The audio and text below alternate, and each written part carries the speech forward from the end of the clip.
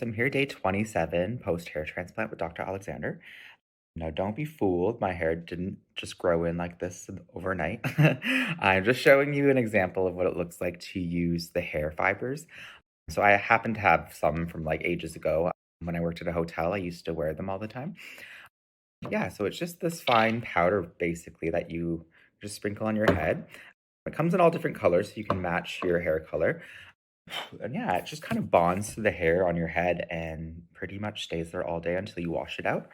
So it's a really good way for masking any receding hairline or if you're balding in certain areas. I found this stuff to be really useful. They do sell it at the Toronto Hair Transplant Surgeons, so I'll probably end up picking up some there when I go for my first PRP session because the stuff I have is pretty cheap. But yeah, I just wanted to show you what that kind of looks like.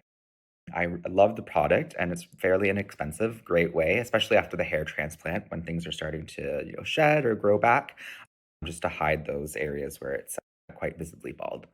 So I will keep you updated. I'm almost at my 1 month mark, but I will have another video to share soon.